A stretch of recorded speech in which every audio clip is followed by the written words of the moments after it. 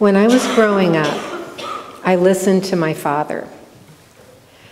What I heard, though, were racial and ethnic epithets, so that by the time I was 8 years old, I knew the slur words for African American, Chinese, Japanese, Italian, German, and Mexican people. My mother was Italian, and he called her the names.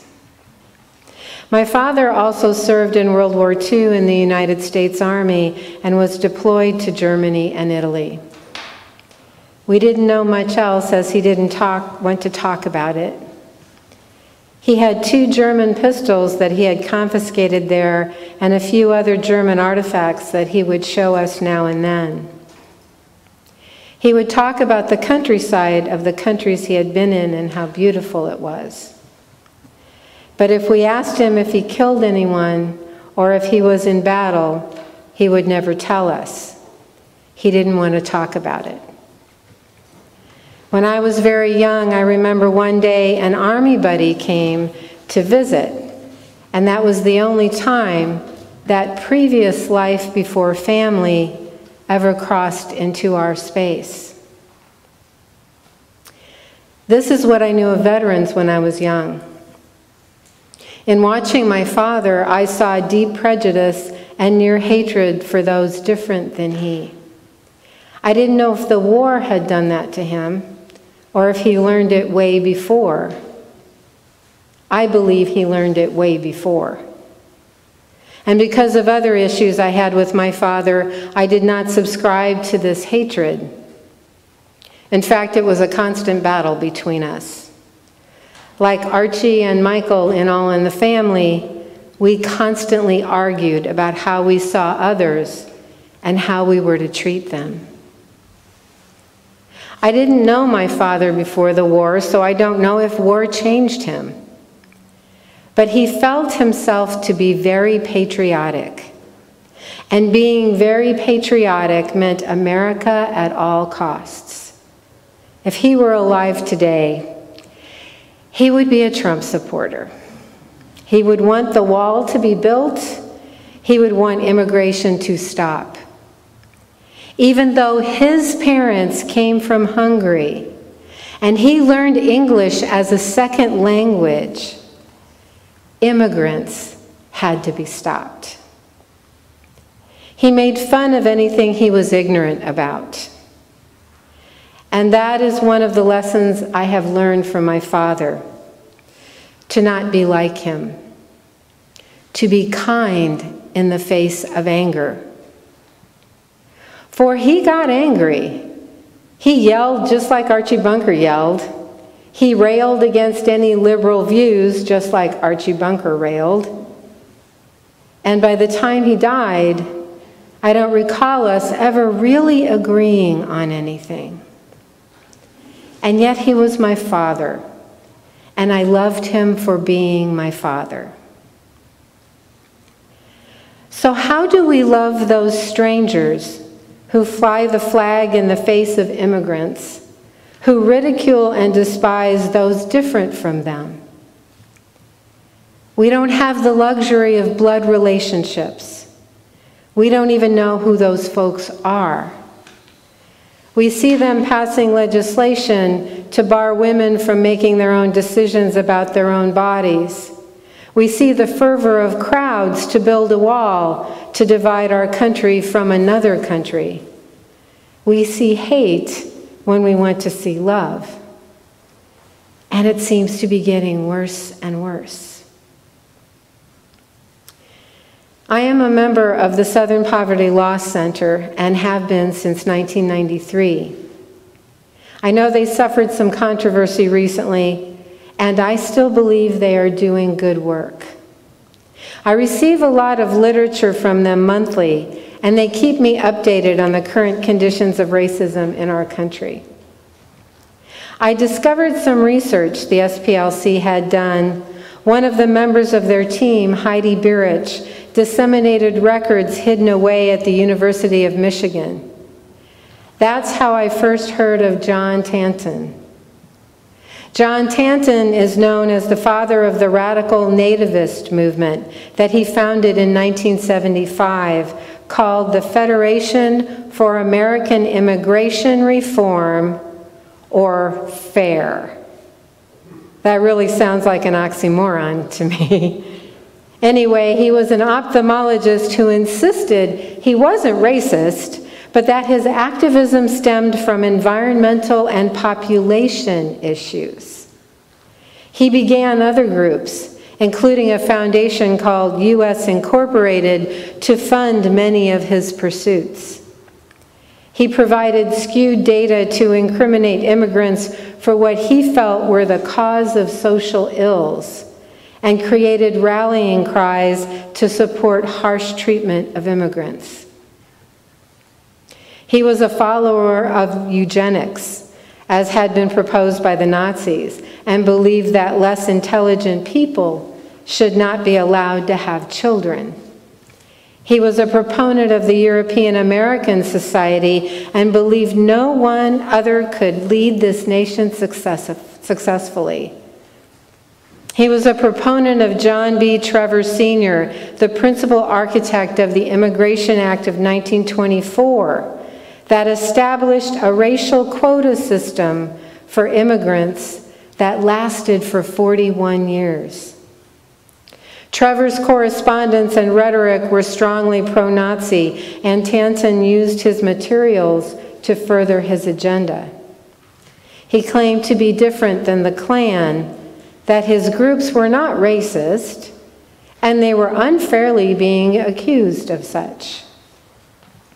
Because of these findings, however, the SPLC has now designated FAIR to be a hate group. J. Richard Cohen is the current president of the SPLC that was founded by Morris Dees, an attorney, Julian Bond, former civil rights activist and statesman from Georgia, and Joe Levin, an attorney. And to quote J. Richard Cohen, "We often pride ourselves on being a nation of immigrants, but sometimes ignore the dark side of our history. Millions came to our shores not escaping persecution, but as slaves. Millions more were drawn by the promise of opportunity only to find xenophobia and discrimination. In the 1850s, an influx of Catholics from Ireland and Germany sparked the rise of the Know-Nothing Party and a fierce backlash from Protestant America. In the early 1900s, an influx of immigrants from Southern and Eastern Europe, many of them Jews, helped fuel the rise of the Ku Klux Klan. In recent years, immigration from Mexico and Central America has triggered another backlash, one that is still with us. We've seen it in the growth of hate groups. We've seen it in the passage of harsh anti-immigration laws in states like Arizona and Alabama. And we've seen it in the rise of an ugly form of populism represented by Donald Trump, a man who rose to political prominence by promoting conspiracy theories about the birth of our nation's first black president, and whose path to the presidency was paved by his promise to ban Muslim immigrants and build a giant wall along the Mexican border. But while Trump has exploited and nurtured the current anti-immigrant movement, he didn't create it. It's been years in the making. Thank you, Cohen. This is our history. Through all the heroics of World War I and World War II that we Americans were taught, this country was at home treating its citizens this way. That is the underside of this country that we do not wish to see. That is the underside of this country that we are not taught. I had never heard of the Know-Nothing Party until recently. It began as the Native American Party, renamed the American Party in the mid-1850s, as an outcry against the Catholic immigrants with a xenophobia against almost all immigrants. They began as a secret society and became a major political party for a while, the American Party. Members of the party were told to say, "I know nothing," when asked about what they were doing, and that gave the group its nickname.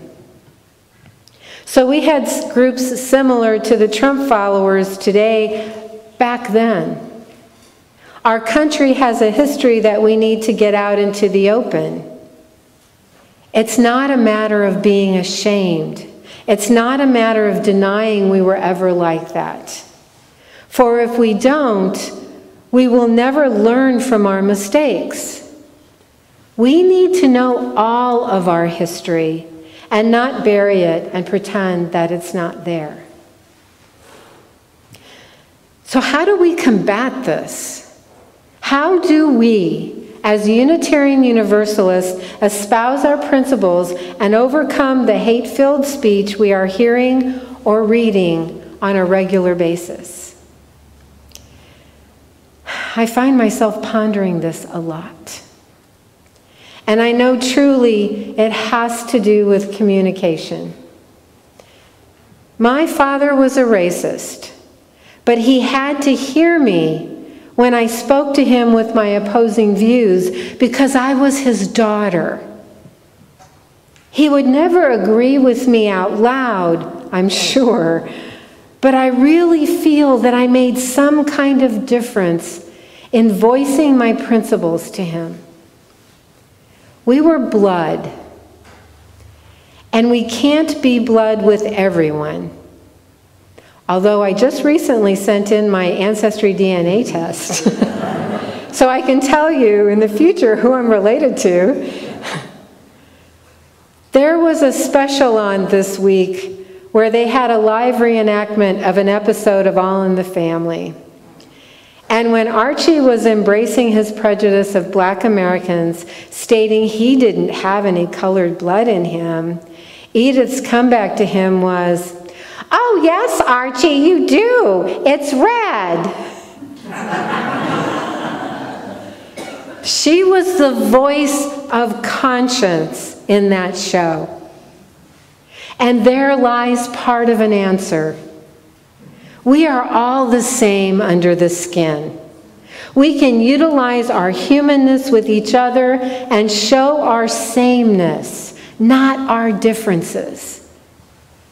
We may not be family with a stranger, but we can make the effort to talk to them first, get to know a stranger, and then eventually have a heart-to-heart conversation. It's much more difficult to hate a person you've gotten to know than it is to hate a stranger. And yes, it's more work to reach out. We have to make an effort. There are groups doing just that. Our own Tri-City Interfaith Council is making efforts monthly to gather people who are different from each other into groups or events where they can get to know each other. I am not sure it's the best tactic to take that those Democratic candidates are taking who are refusing to hold town halls on Fox News. Because by separating ourselves from others, it prevents us from knowing each other. How will they get to know us if we never talk to each other? And yes, it's going to be a hard fight, and many times it may feel like defeat. But we have to make the effort. We have to try. Even in this congregation, I am certain, even though we are all Unitarian Universalists, we don't all agree on everything.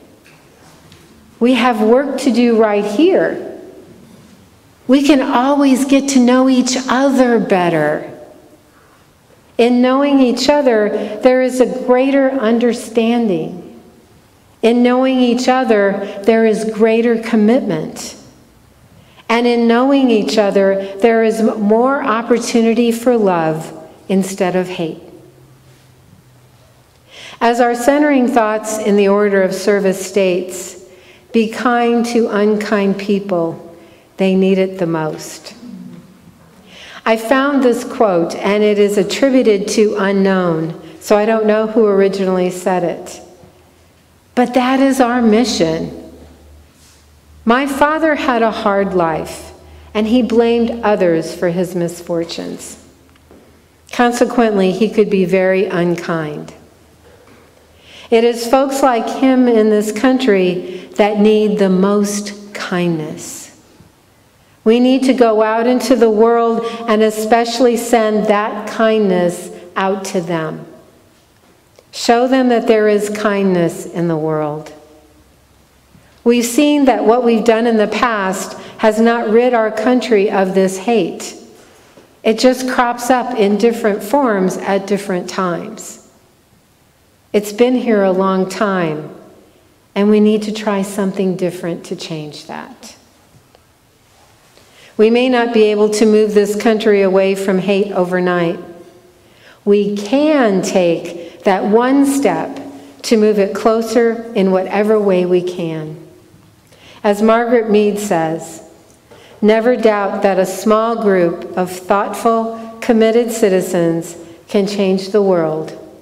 Indeed, it's the only thing that ever has. Let us make that our mission. May it be so. Blessed be.